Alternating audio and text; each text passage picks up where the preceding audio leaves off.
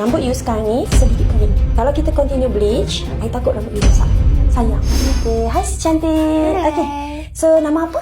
Nama saya Di. Di. Okay. So Di umur berapa? 21. 21. Okay. So datang hari ni nak buat apa? Hari ni saya macam nak colour rambut lah sebab saya dah lama tak colour rambut. Last tahun lepas. Last tahun lepas lah. Yeah. Okay. Sebelum ni I colour warna maroon. Lepas tu saya macam nak macam go down. So saya gelapkan balik dark brown. So saya rasa macam nak kembali normal Boring balik. Saya dah boring lah. Okay. Lepas tu you colour dark brown lah? Ya. Okay. Bila last you colour rambut? Last year saya rasa Oktober lah. Okay. So hari ni you datang nak colour rambut. You ada apa-apa colour yang you teringinkan? Actually ada. Okay. Saya rasa saya nak colour macam ni. Colour ni ada sikit macam colour ash blonde sikit lah macam tu. Okay.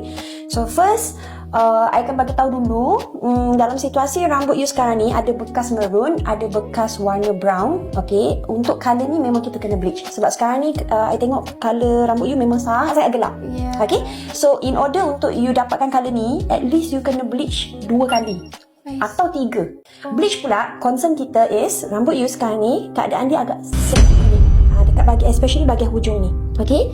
Kalau kita continue bleach 2 atau 3 kali, I takut rambut you rosak. Sayang. Sebab rambut you memang cantik. I tengok kat sini. So, I akan suggest satu colour yang lebih sesuai untuk you. Tapi sebelum tu, kita akan check dulu you punya kulit kepala. Sebab kita nak make sure kulit kepala you sihat. Okay, sebelum kita start colour. Okay. So, kita dah check. So far, so good. You punya kulit kepala quite healthy lah. I tengok memang tak ada luka, tak ada keradangan ke, tak ada sensitif ke. So, hari ni you lulus untuk colour rambut. Yay. Okay, so you punya vision, I tengok based on gambar tu tadi. So, you nak something colour yang lebih terang daripada rambut you sekarang. Betul. Tapi tak terlalu terang sangat. Right. So, hari ni I ada satu idea lah untuk colour you, rambut you ni. Okay, yang tak perlu bleach. Okay, tapi colour dia still naik. So, colour dia ni nama dia bamboo green grey. So, dia macam you cakap tadi, ada sikit green, ada sikit grey, ada sikit brown. Campuran dia. Colour tu juga, dia akan nampak muka you lebih fresh. Dia akan nampak lebih fresh. Sekarang muda, nanti orang ingat you bawa rambut. Yeah, tu saya suka tu. Okay, so you ready untuk colour? I'm ready. Okay, let's go.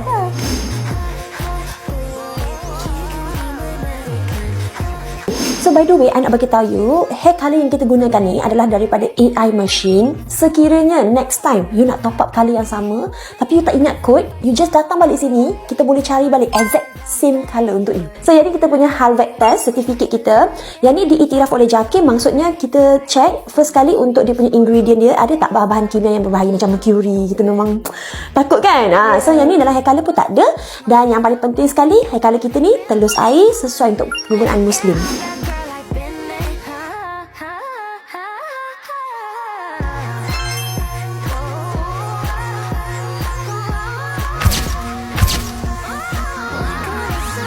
Okay, so ni result colour warna yang you pilih tadi.